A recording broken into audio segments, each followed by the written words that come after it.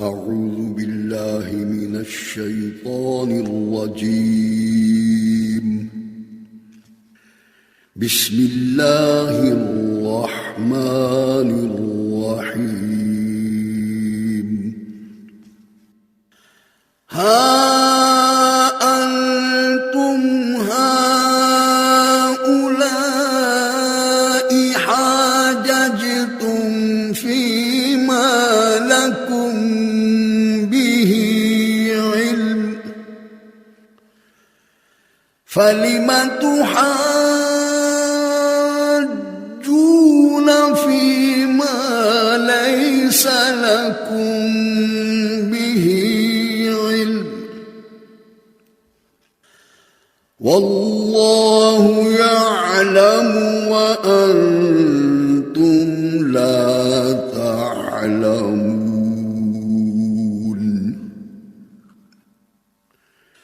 ما كان إبراهيم يهوديا ولا نصرانيا ولكن كان حنيفا مسلما وما كان من المشركين.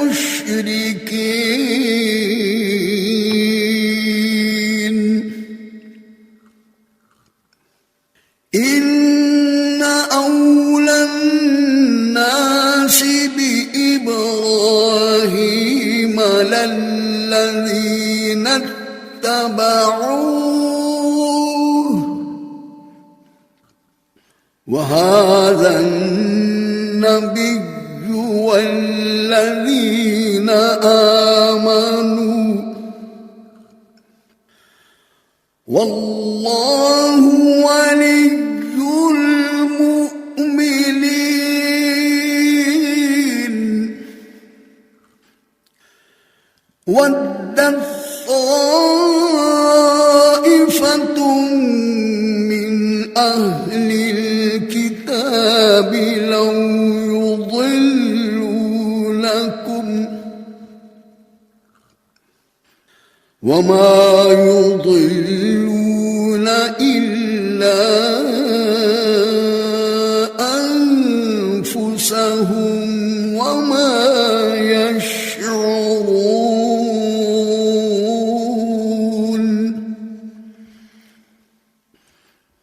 يا أهل الكتاب لم تكفرون بآيات الله وأنتم تشهدون.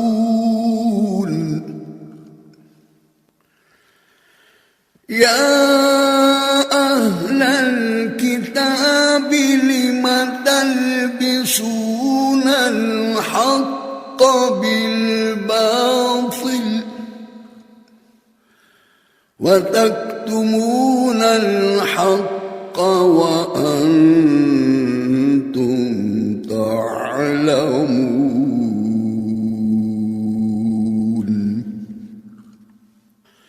وقالت طائفة من أهل الكتاب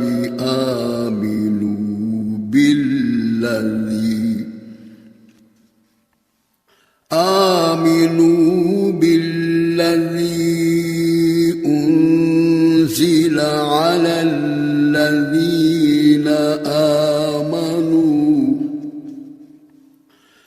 وجه النهار واكفروا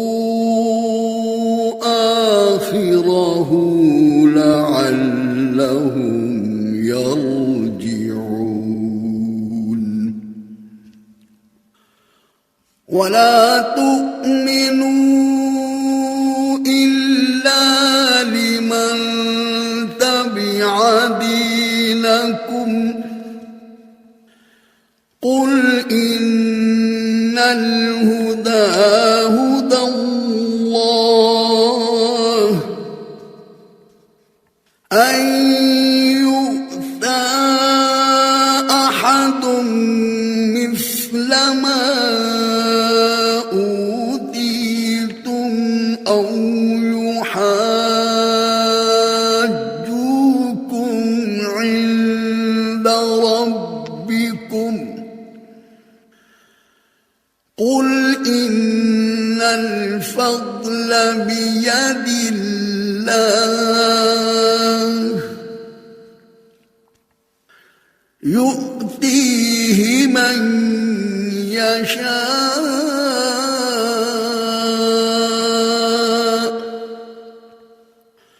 والله واسع عليم يختص برحمته من يشاء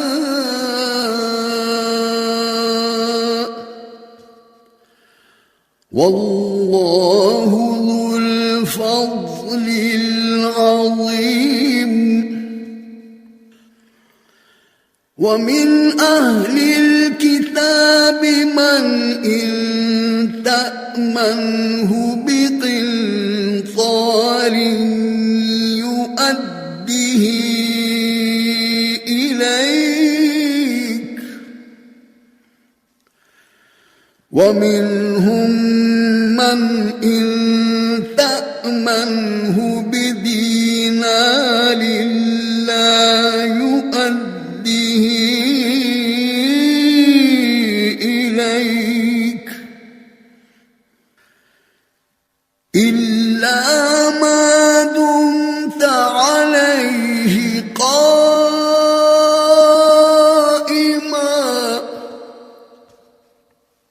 ذلك بأنهم قالوا ليس علينا في الأميين سبيل ويقولون على الله الكذب وهم يعلمون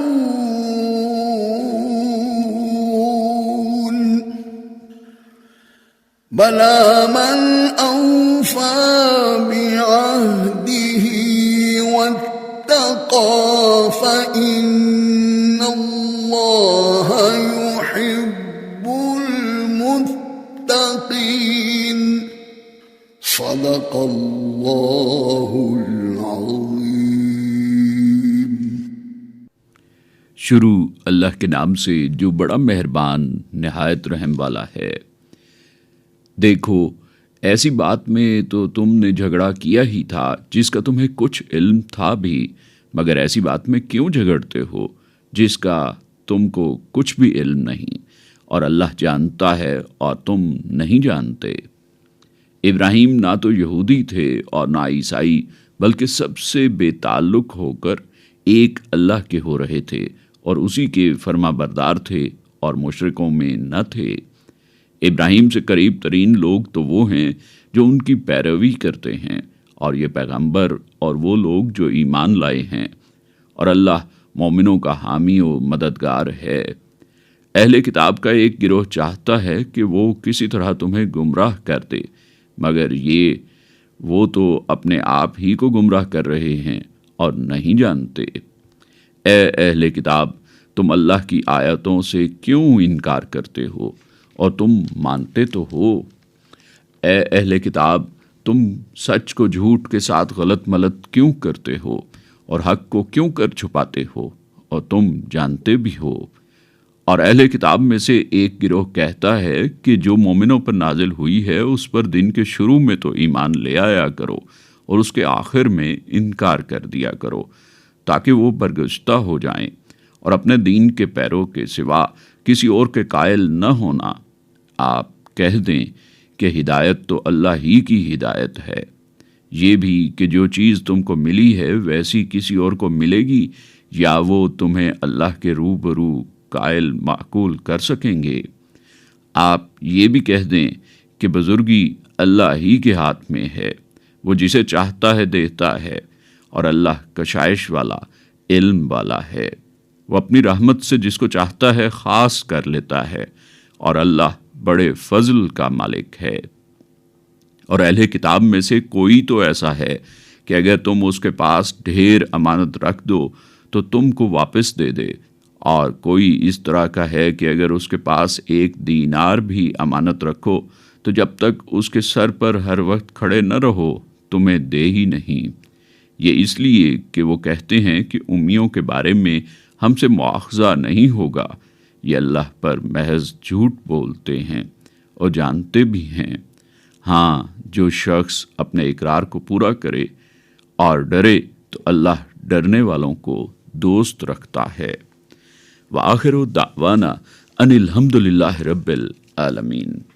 سامعین، آج ہم نے تیسرے پارے میں سورہ آل عمران کی آیات مبارکہ 66 تا 76 کی تلاوت و ترجمہ سننے کی سعادت حاصل کی۔ تلاوت کلام حق کا شرف حاصل کر رہے تھے قاری ڈاکٹر محمد یونس۔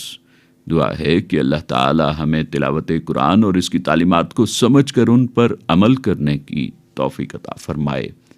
ہدیہ درود و سلام بحضور سرور کائنات صلی اللہ علیہ وآلہ وسلم۔ اللهم صل على محمد اللهم صل على محمد وعلى آله وصحبه وسلم اللهم صل على محمد اللهم صل على محمد وعلى آله وصحبه وسلم۔ ارشاد رب العزت ہوا، جو کوئی عمل نیک کرے گا تو اپنے لیے، اور جو برے کام کرے گا تو ان کا ضرر اسی کو ہوگا، پھر تم اپنے پروردگار کی طرف لوٹ کر جاؤ گے۔ خالق قیوم رب بے نیاز، تو ہے رحمان و رحیم و کارساز۔ خالق قیوم رب بے نیاز، تو ہے رحمان و رحیم و کارساز۔ تیری ذات پاک ہے خلاق کل، بالیقین مولا ہے تو رزاق کل۔ تیری ذات پاک ہے خلاق کل، بالیقین مولا ہے تو رزاق کل۔ تیری رضاقی ہے عالم آشکار، تو ہے کل مخلوق کا پروردگار۔ تیری رضاقی ہے عالم آشکار، تو ہے کل مخلوق کا پروردگار۔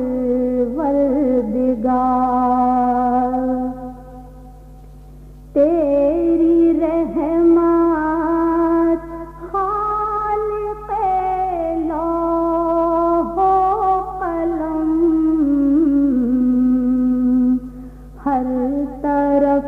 ہے مائل لطف و کرم،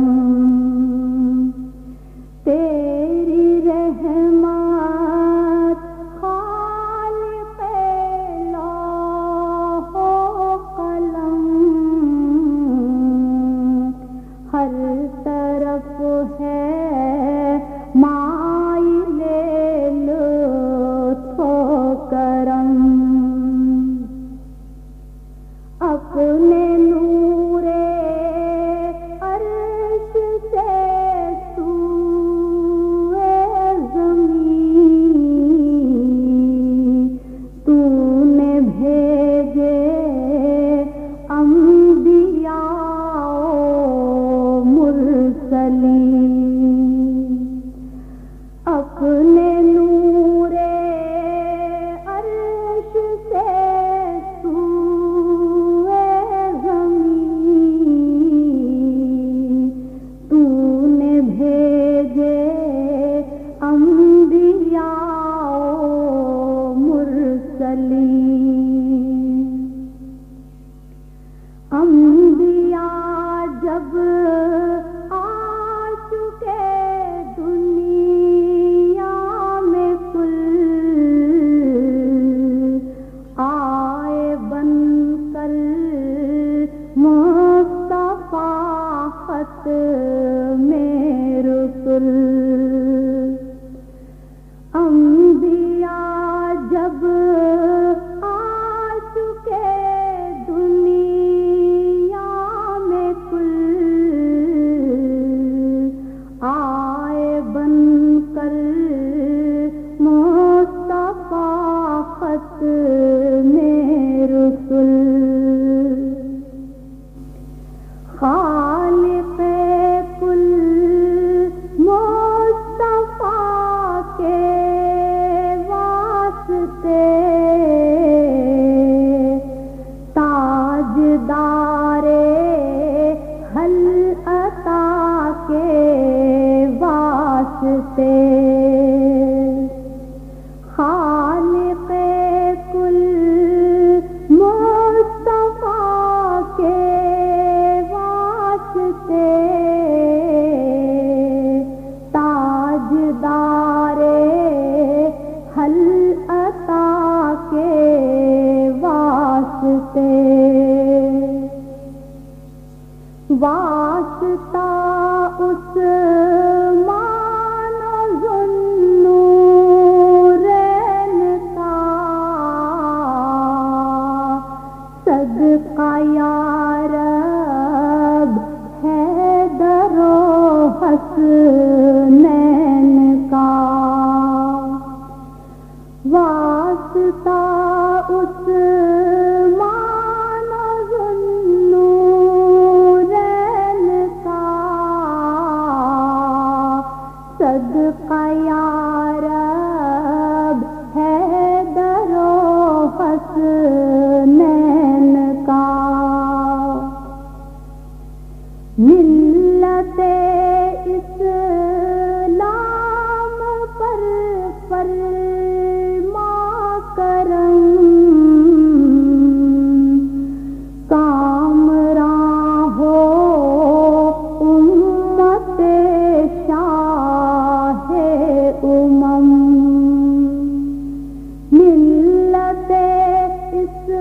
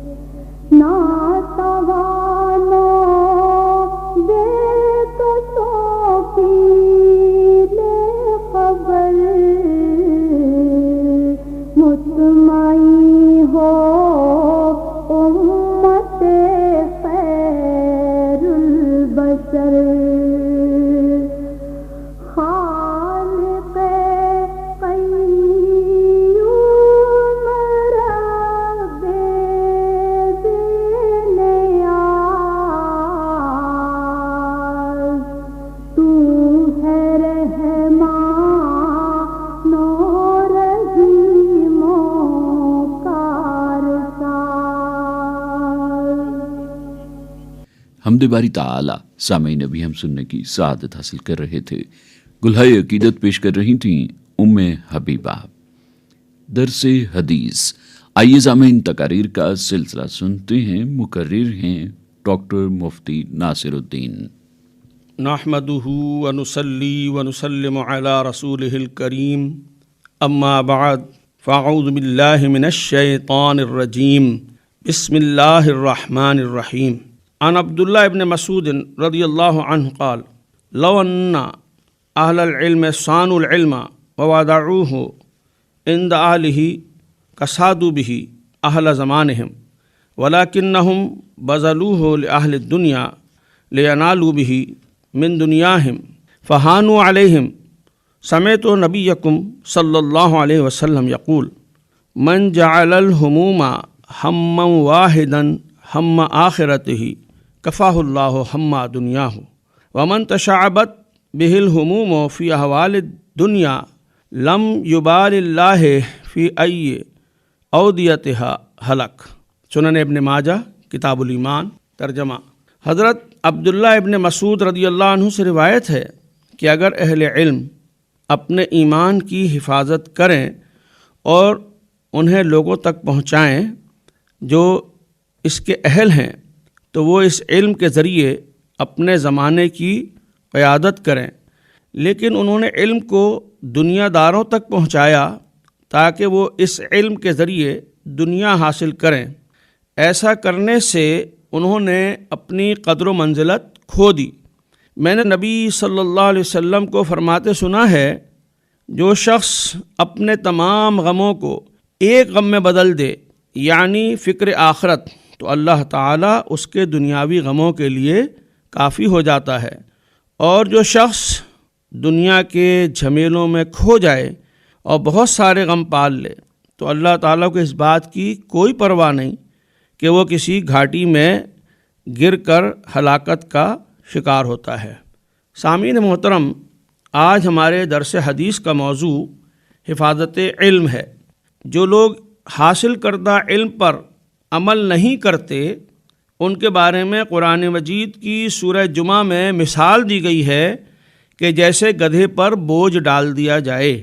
اسی طرح حضرت علی کرم اللہ وجہ کریم سے ایک قول مروی ہے کہ کلم الناس علی قدر عقولہم، یعنی لوگوں سے ان کی عقل، ان کی ذہنی سطح کے مطابق ہی بات کیا کرو۔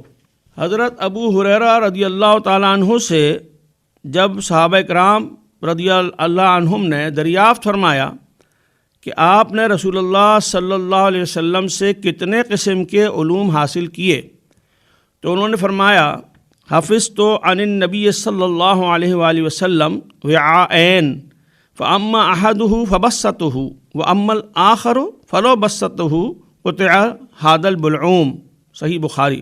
ترجمہ، میں نے نبی کریم صلی اللہ علیہ وآلہ وسلم سے 2 قسم کے علوم کے برتن حاصل کیے، تو ان میں سے ایک کو تو میں نے پھیلا دیا، اور اگر دوسرا بھی پھیلا دوں تو یہ گلا کاٹ دیا جائے۔ اس حوالے سے حضرت علی کرم اللہ وجہ کریم نے فرمایا حدث الناس ما یعقلون ولا تحدث الناس ما ینکرون اتریدون ان یکذب اللہ ورسولہ۔ ترجمہ، لوگوں کو وہی بات بتاؤ جو ان کی عقل میں آئے، اور ایسی بات نہ بتاؤ جس کا وہ انکار کر دیں۔ کیا تم چاہتے ہو کہ اللہ اور اس کے رسول صلی اللہ علیہ وسلم کو جھٹلایا جائے؟ مذکورہ بالا روایات سے یہ بات واضح ہوتی ہے کہ علوم 2 طرح کے ہیں۔ ایک ظاہری شریعت کا علم جس کا حاصل کرنا اور اس کی اہل لوگوں کو تعلیم دینا فرض عین ہے، جبکہ دوسرا باطنی حکمت کا علم جس کا حاصل کرنا فرض کفایہ اور نااہل کو اس کی تعلیم دینا گناہ ہے۔ حدیث مذکورہ میں حصول علم کی نیت اور اس کے استعمال یا اس پر عمل کے حوالے سے اس بات کی وضاحت کی گئی ہے کہ جو شخص دنیا کمانے کے لیے کسی علم و فن یا ہنر کو سیکھے گا اور اخلاص کے ساتھ مخلوق کی خدمت کے بجائے صرف اپنے اور اپنے خاندان کے لیے مال جمع کرے گا اور اس مال کے حصول کے لیے حلال و حرام کی تمیز نہیں کرے گا اور اپنی آخرت کی بربادی کی پرواہ نہیں کرے گا، اسے کسی علم کو سیکھنے کا کوئی فائدہ نہیں، اور اللہ تعالیٰ کو بھی اس کی پرواہ نہیں کہ وہ کہیں بھی کسی گڑھے میں جا گرے۔ لہذا علم صرف ایسے لوگوں کو دینا چاہیے جن میں فکر آخرت ہو، تاکہ وہ اپنی آخرت بہتر بنانے کے لیے اس علم کا صحیح نیت کے ساتھ درست استعمال کر کے خلق خدا کی خدمت کر سکیں۔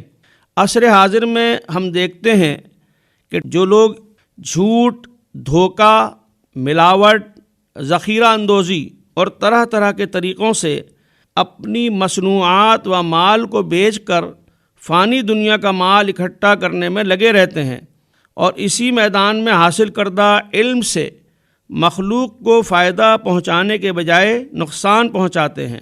اس لیے حدیث مذکورہ کی روشنی میں نااہلوں کو کسی قسم کا علم نہیں سکھانا چاہیے، تاکہ وہ اس سے لوگوں کو فائدہ پہنچانے کے بجائے نقصان پہنچا کر اپنی آخرت برباد نہ کریں۔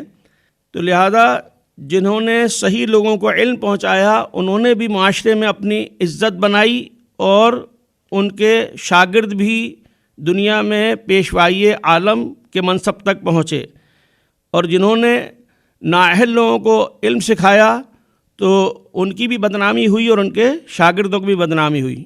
اللہ کریم ہمیں علم نافع عطا فرمائے اور اس پر خلوص نیت کے ساتھ عمل کرنے کی توفیق عطا فرمائے، تاکہ ہم دنیا اور آخرت میں سرخرو ہو سکیں۔ آمین بجاہ طٰہٰ و یاسین علیہ الصلاۃ والتسلیم، وآخر دعوانا ان الحمد للہ رب العالمین۔ درس حدیث تقاریر کا سلسلہ سامعین ابھی ہم سن رہے تھے۔ مقرر تھے ڈاکٹر مفتی ناصر الدین۔ نبی کریم صلی اللہ علیہ وآلہ وسلم نے ارشاد فرمایا، بے شک سچائی اطمینان والی چیز ہے اور جھوٹ شک میں مبتلا کرنے والی چیز۔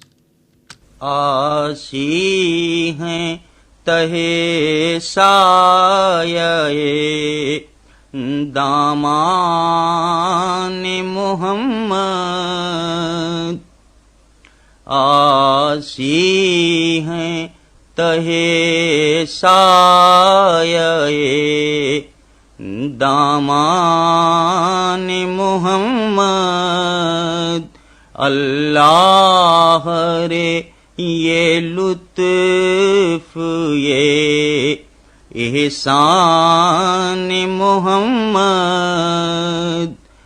اللہ رے یہ لطف یہ احسان محمد، یہ مرتبہ خاص زہ شان محمد، یہ مرتبہ خاص زہ شان محمد، جبریل امی بن گئے دربان محمد، جبریل امی بن گئے دربان محمد، تخصیص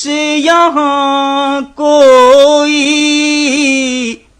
ازل کی نابد کی، تخصیص یہاں کوئی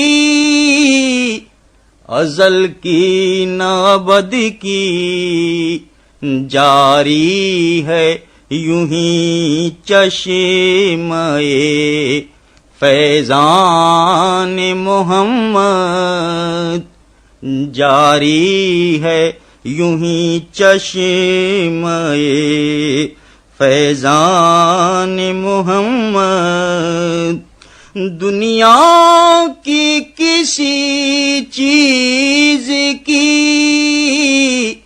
کیا سے لو حقیقت،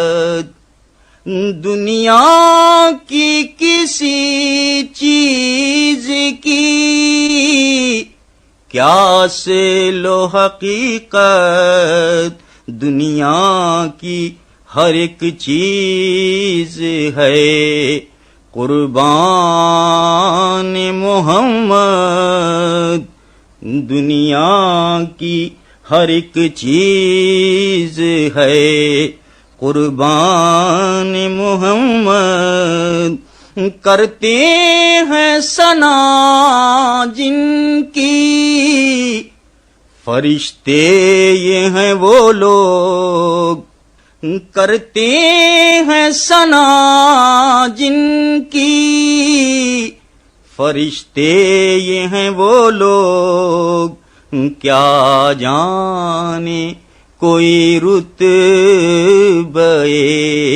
خاصان محمد کیا جانے کوئی رتبہ نغموں سے میرے گونج رہی ہیں یہ فضائیں نغموں سے میرے گونج رہی ہیں یہ فضائیں اسلم ہوں میں وہ بلبلے بستان محمد اسلم ہوں میں وہ بلبلے بستان محمد آسی ہیں تہے سایہ دامان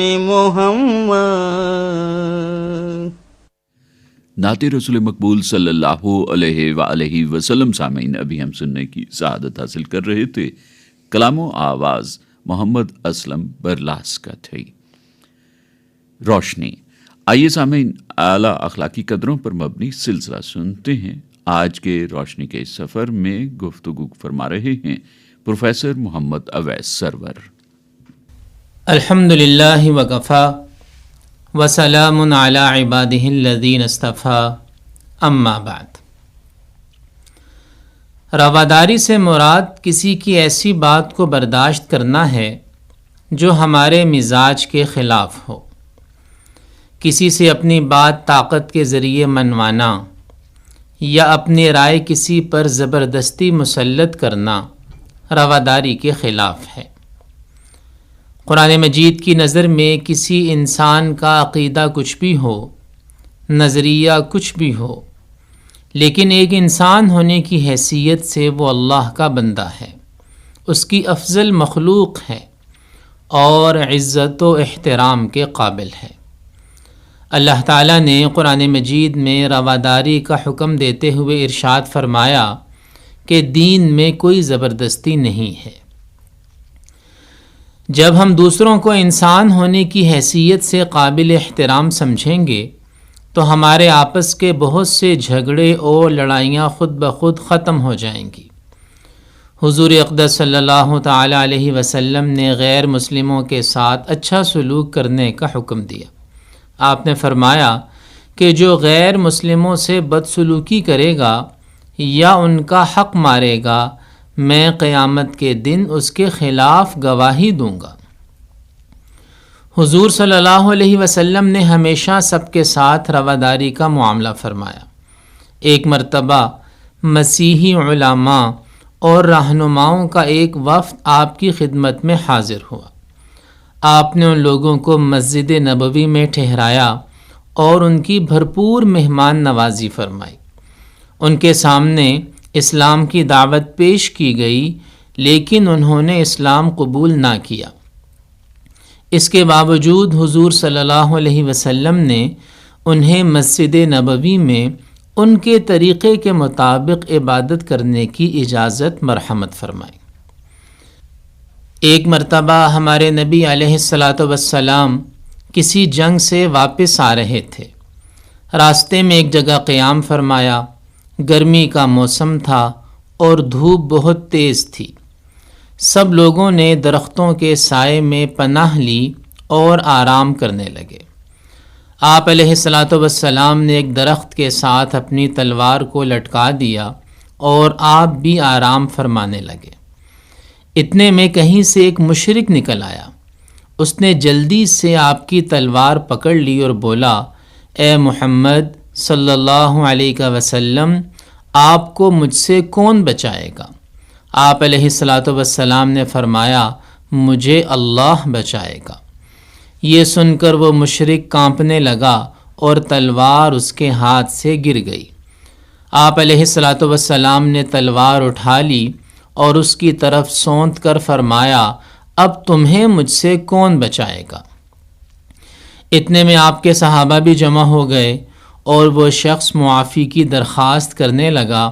آپ علیہ الصلاۃ والسلام نے اسے معاف کر دیا اور اسے کوئی سزا نہ دی۔ ایک مرتبہ سیدہ عائشہ صدیقہ رضی اللہ تعالی عنہا نے حضور علیہ الصلاۃ والسلام سے پوچھا کہ آپ کی مبارک زندگی میں غزوہ احد سے بھی زیادہ مشکل دن کوئی آیا ہے؟ آپ علیہ الصلاۃ والسلام نے فرمایا ہاں، وہ دن جب طائف کے رہنے والوں کو میں اسلام کی دعوت دینے گیا تھا، ان لوگوں نے میری بات کی طرف توجہ نہ دی اور مجھے بہت ستایا۔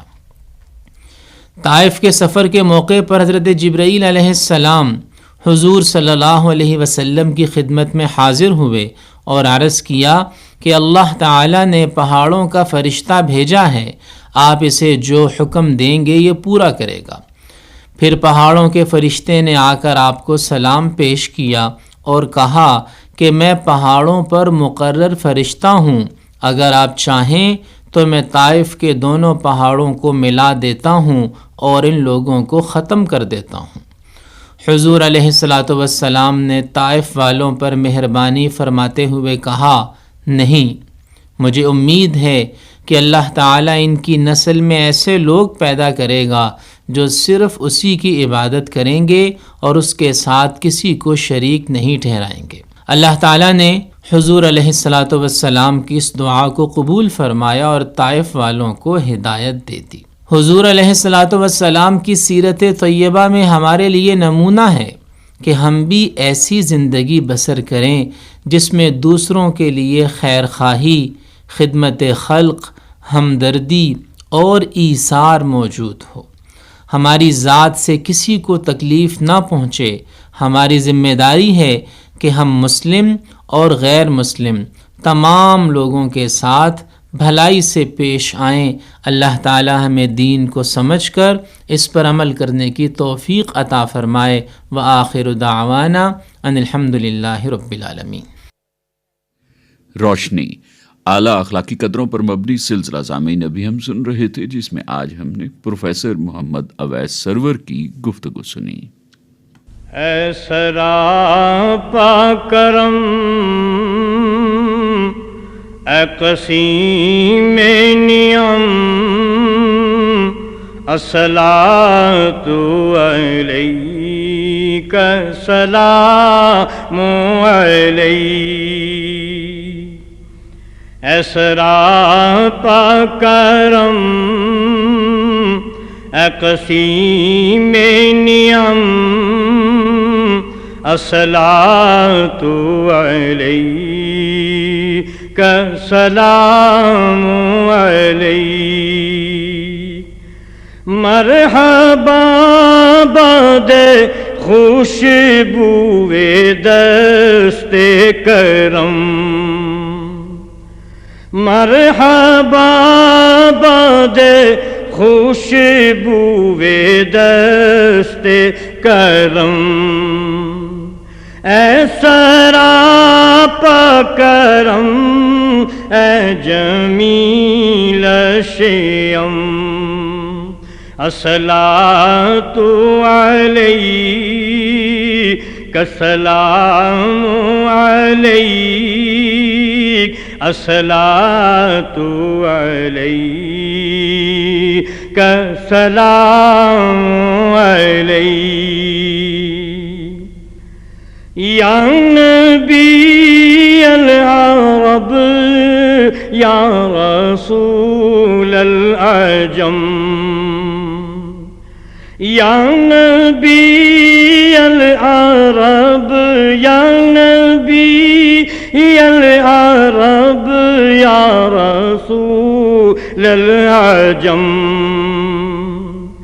مصطفیٰ مجتبیٰ، اے جمیل الشيم الصلاة عليك السلام عليك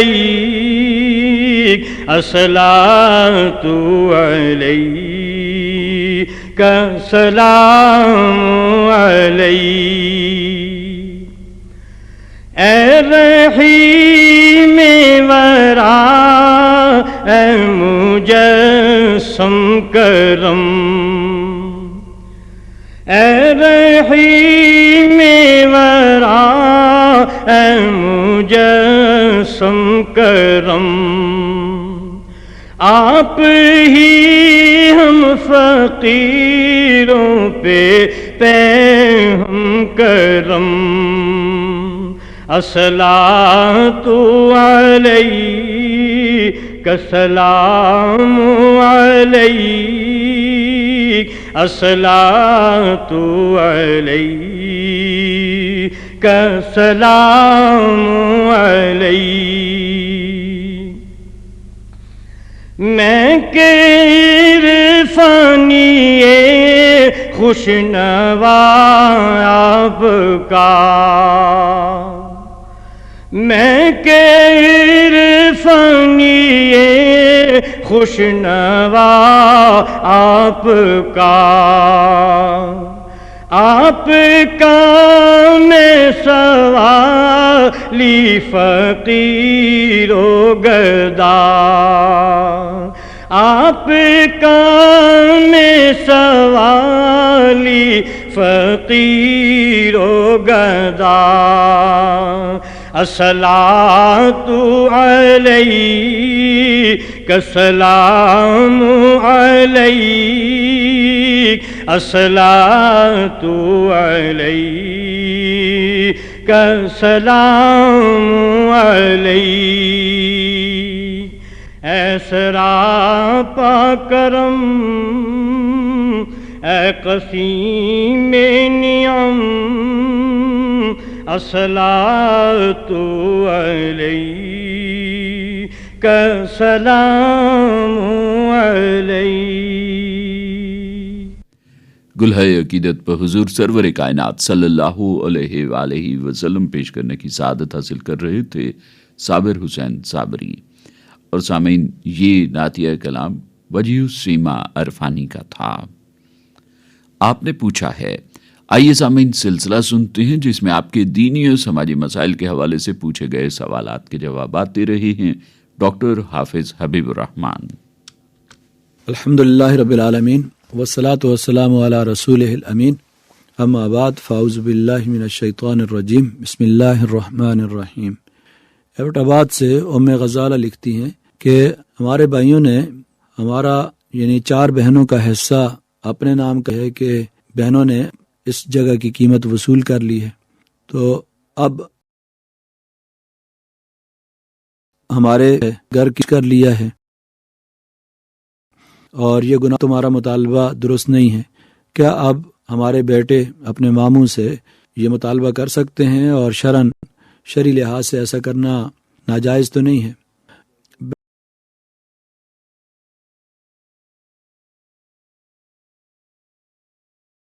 بہنوں کو وراثت سے محروم کرنا یہ انتہائی جرم ہے۔ بہنوں کو وراثت سے محروم کر دیا جاتا ہے، اس قسم کے حربے استعمال کیے جاتے ہیں، کبھی ان کو دھمکی دی جاتی ہے اور کبھی غلط بیانی کر کے زمین جو ہے وہ اپنے نام کروا دی جاتی ہے۔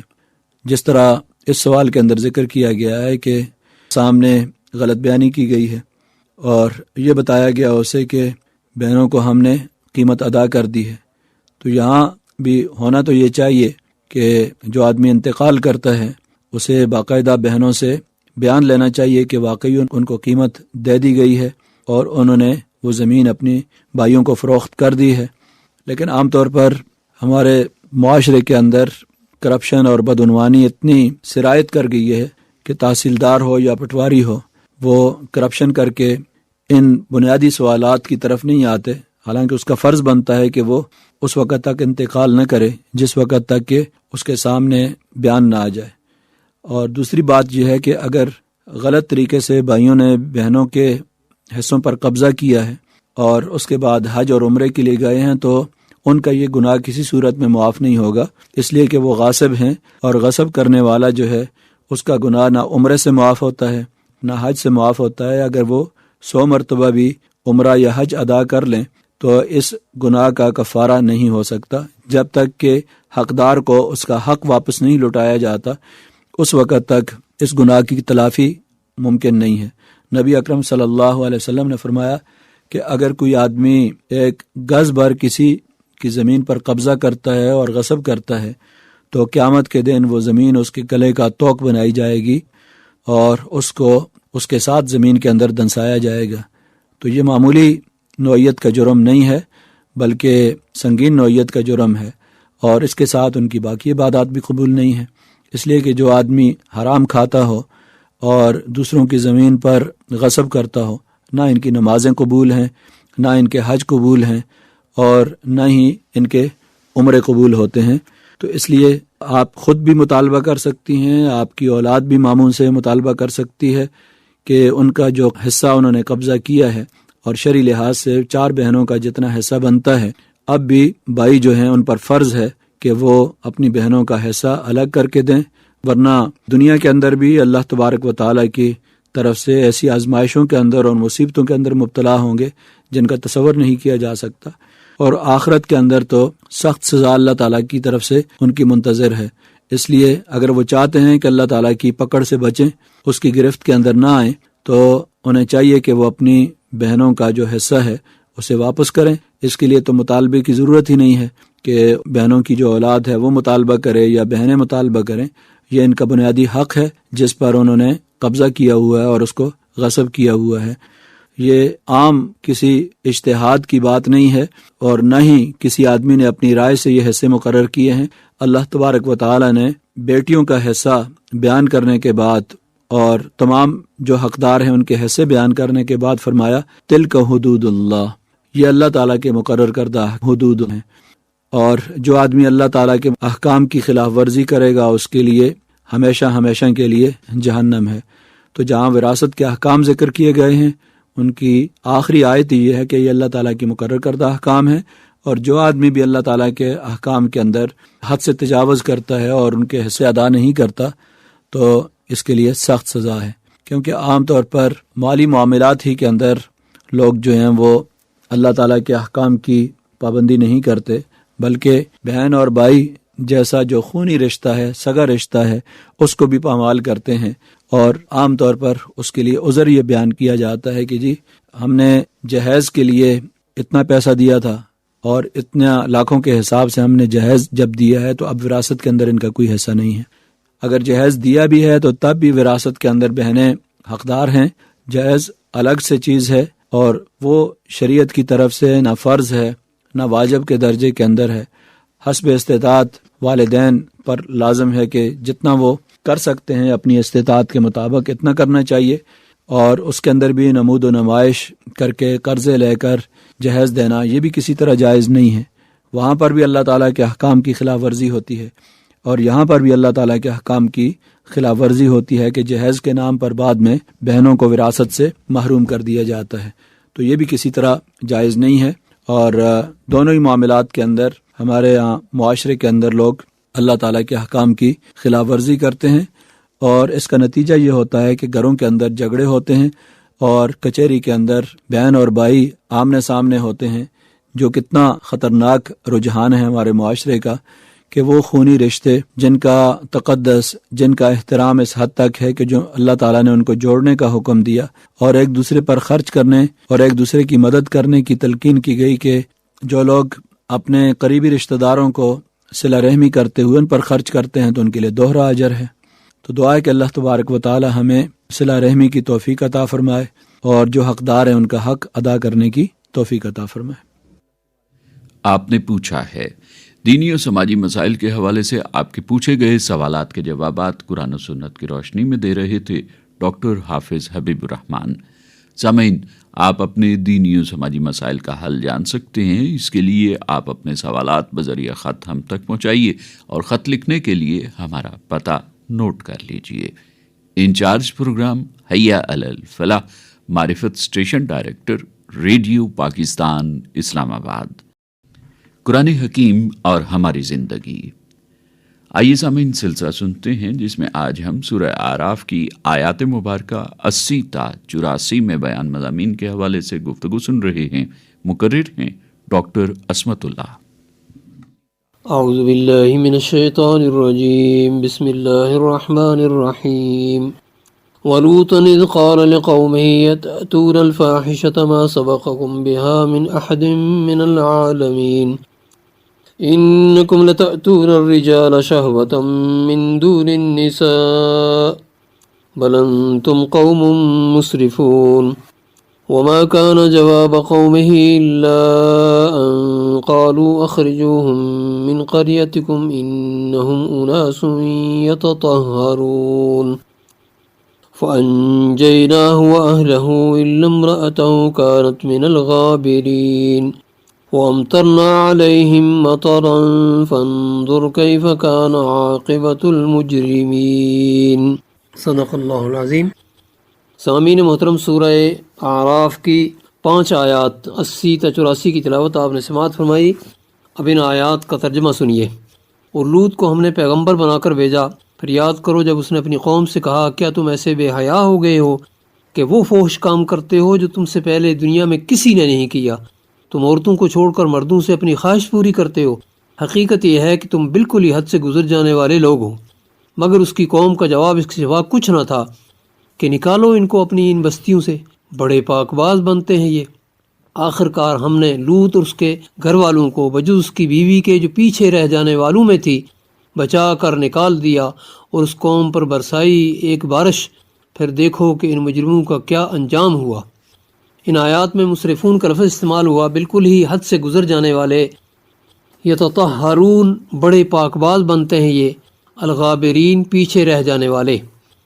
ان آیات میں حضرت ابراہیم علیہ السلام کے بھتیجے حضرت لوط علیہ السلام اور ان کی قوم کا ذکر ہے۔ آپ شرق اردن میں رہنے والے لوگوں کی طرف بھیجے گئے۔ اس قوم کے صدر مقام کا نام صدوم تھا۔ اس کے ساتھ 4 اور بھی بڑے بڑے شہر آباد تھے۔ ان کے مجموعہ کو قرآن کریم نے متفقات کہا ہے۔ یہ تمام شہر بحیرہ مردار اس کے قریب کسی جگہ واقع تھے۔ ان شہروں کے درمیان کا علاقہ میلوں تک بس ایک باغ ہی باغ تھا، مگر آج اس قوم کا نام و نشان دنیا سے مٹ چکا ہے، اور یہ بھی متعین نہیں ہے کہ اس کی بستیاں ٹھیک کس مقام پر واقع تھیں۔ اب صرف بحیرہ مردار ہی اس کی ایک یادگار باقی رہ گیا ہے، جسے آج بحر لوط کے نام سے یاد کیا جاتا ہے۔ حضرت لوط علیہ السلام نسلی طور پر اس قوم کے فرد نہیں تھے، البتہ آپ نے اس قوم میں شادی کی تھی۔ قرآن مجید نے اسی لیے ان کو حضرات نوح، ہود اور صالح علیہ السلام کی طرح اپنی قوم کا بھائی کہہ کر خطاب نہیں فرمایا، صرف اس قوم کو آپ کی قوم قرار دیا۔ آپ حضرت موسیٰ علیہ السلام کی طرح اس قوم میں طویل عرصہ رہنے اور ان سے واقف ہونے کی وجہ سے ان کی طرف رسول بنا کر مبعوث فرمائے گئے۔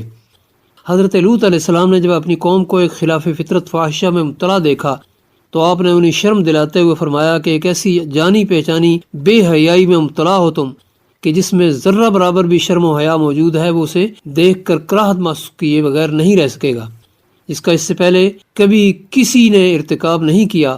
قوم لوط سے پہلے دنیا میں اس برائی کا کوئی تصور موجود نہیں تھا۔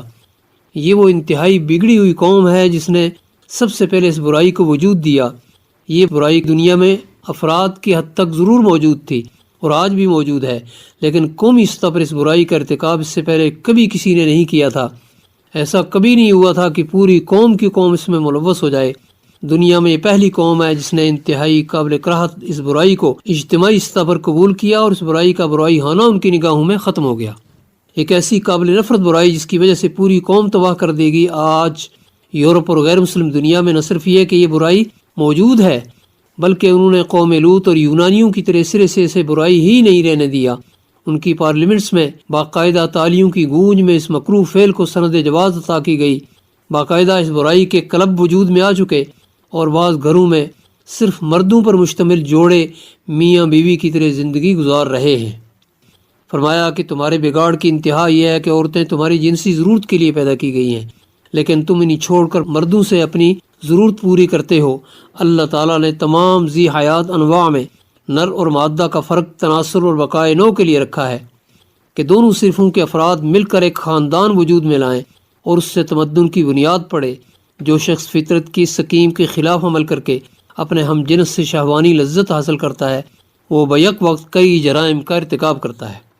اولاً وہ اپنی اور اپنے معمول کی طبعی ساخت اور نفسیاتی ترکیب سے جنگ کرتا ہے اور اس میں خلل عظیم برپا کر دیتا ہے، جس سے وہ دونوں کے جسم، نفس اور اخلاق پر نہایت برے اثرات مرتب کرتا ہے۔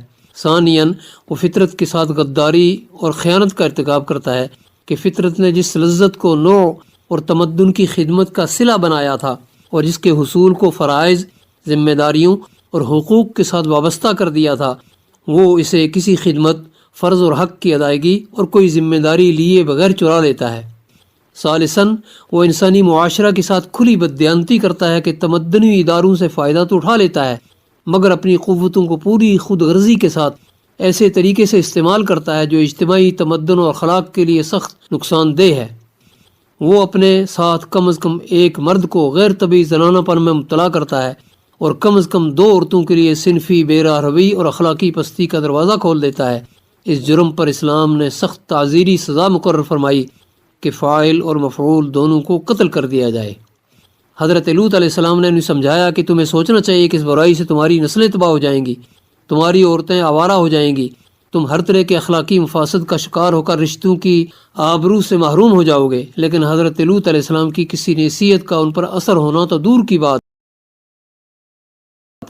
انہوں نے ان کے وجود کو بھی اپنے لیے ناقابل برداشت محسوس کرنا شروع کر دیا۔ جس بگڑے ہوئے انسان کے اندر ذرا برابر بھی خیر باقی ہو وہ کہیں نہ کہیں جا کر برائی سے رک جاتا ہے کہ میں جو کچھ کر رہا ہوں یہ ایک برائی ہے۔ جب تک یہ احساس زندہ رہتا ہے وہ جرم چھپا کر کرتا ہے اور پھر اس بات کی امید رہتی ہے کہ شاید کبھی وہ راہ راست اختیار کر لے، لیکن جب اسے برائی اچھائی معلوم ہونے لگے، برائی سے روکنے والے لوگ اس کو اپنے دشمن لگنے لگے اور اس کے لیے ناقابل برداشت ہو جائیں تو وہ چاہتا ہے کہ وہ برائی سے روکنے والوں کی زبانیں بند کر دے یا انہیں اپنے شہر سے نکال دے۔ قوم لوط کی بھی یہی کیفیت ہو گئی تھی۔ وہ آپس میں ایک دوسرے سے کہنے لگے کہ یہ لوط اور اس پر ایمان لانے والے چونکہ اپنے آپ کو بڑا پاک باز سمجھتے ہیں اس لیے انہیں اس بستی سے نکال باہر کرو۔ قوم لوط نے جب آپ کو شہر سے نکالنے کا فیصلہ کیا تو گویا انہوں نے خودکشی کا فیصلہ کیا۔ پیغمبر اپنی قوم میں روح کی مانند ہوتا ہے، جس طرح جسم کو روح نکل جانے کے بعد پھینک دیا جاتا ہے، اسی طرح قوم جب رسول کی دعوت سے لا تعلقی کا اعلان کر دے اور رسول کی ذات کو برداشت کرنے سے انکار کر دے، پھر رسول کی ہجرت کے بعد وہ قوم ایک مردار کی شکل اختیار کر لیتی ہے جسے باقی رکھنے کا کوئی سوال ہی پیدا نہیں ہوتا۔ اللہ تعالیٰ نے حضرت لوط علیہ السلام کو اس بستی سے نکلنے کا حکم دے دیا اور فرمایا کہ پیچھے پلٹ کر بھی نہ دیکھنا، اب یہ بستی اور اہل بستی تباہ کر دیے جائیں گے۔ اور ایسے ہی ہوا کہ پورا علاقہ اور اس پر بسنے والی یہ قوم اللہ کے عذاب کا شکار ہوئی۔ صرف ایک لوط علیہ السلام کا گھر اس عذاب سے محفوظ رہا۔ یہ قوم اس بری طرح تباہ ہوئی کہ آج اس کا نام و نشان بھی باقی نہیں۔ پہلے اس پوری بستی کو الٹ دیا گیا، پھر اس پر ایسے پتھروں کی بارش کی گئی جو پکی ہوئی مٹی سے تیار ہوئے تھے اور اس زور کی بارش ہوئی کہ پتھروں کی تہ لگ گئی، ایک ڈھیر پر دوسرا ڈھیر کھڑا ہو گیا۔ اور عجیب بات یہ کہ ان میں سے ہر پتھر پر کوئی نہ کوئی نشان لگا ہوا تھا اور اس طرح اس قوم کا نام و نشان تک مٹا دیا گیا۔ اللہ تعالی ہمیں ان برائیوں سے بچنے کی توفیق عطا فرمائے۔ وآخر دعوانا الحمدللہ رب العالمین۔ قرآن حکیم اور ہماری زندگی سلسلہ سامعین ابھی ہم سن رہے تھے، جس میں آج ہم نے سورہ اعراف کی آیات مبارکہ 80 تا 84 میں بیان مضامین کے حوالے سے ڈاکٹر عصمت اللہ کی گفتگو سنی۔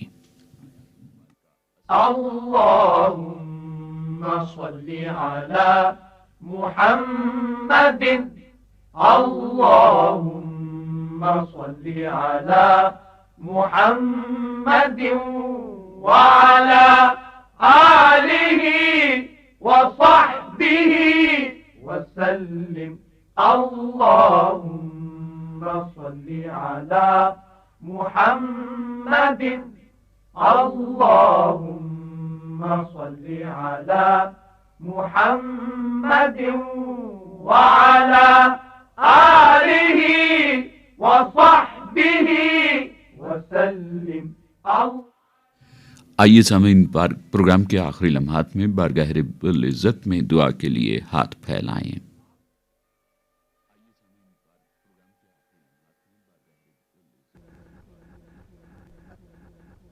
اللہم یا عظیم السلطان یا عمیم الاحسان، تیرے حبیب پاک پر بے حد و بے شمار درود و سلام ہو۔ ہمیں اپنی برکتوں سے مالا مال کر دے، ہم پر اپنی رحمتوں کا سایہ رکھ، ہمارے گناہوں کو معاف فرما، ہمیں جہنم سے آزادی عطا فرما۔ ستار العیوب، ہمارے عیبوں کا کوئی شمار نہیں، اگر تیری ستاری ان پر پردہ نہ ڈالتی تو ہم کسی کو منہ دکھانے کے قابل نہ ہوتے۔ مولا، جس طرح تو دنیا میں ہمارے عیبوں پر پردہ ڈالے ہوئے ہے، اسی طرح آخرت میں بھی ہمارے عیبوں کو چھپائے رکھنا، ہمیں دنیا اور آخرت کی رسوائی سے بچانا۔ غفار الذنوب، ہم انتہائی ندامت کے ساتھ اقرار کرتے ہیں کہ ہمارے گناہ حد شمار سے باہر ہیں، مگر مولا تیرا ارشاد ہے کہ تیری رحمت ہر چیز کو گھیرے ہوئے ہے، ہمارے گناہ بھی تیری رحمت کے احاطے سے باہر نہیں ہے۔ تو اے ہمارے رحمان و رحیم اور غفار و غفور اور آقا، تجھے تیری رحمت کا واسطہ، تیری غفاریت کا واسطہ ہمارے گناہوں کو معاف فرما۔ مولا، پاکستان کو دائم قائم رکھ اور اسے تمام زمینی اور آسمانی آفتوں اور بلاؤں سے محفوظ رکھ۔ ربنا تقبل منا انک انت السمیع العلیم وتب علینا انک انت التواب الرحیم۔ وصلی اللہ علی خیر خلقہ سیدنا و مولانا محمد وعلی آلہ واصحابہ واتباعہ وبارک وسلم۔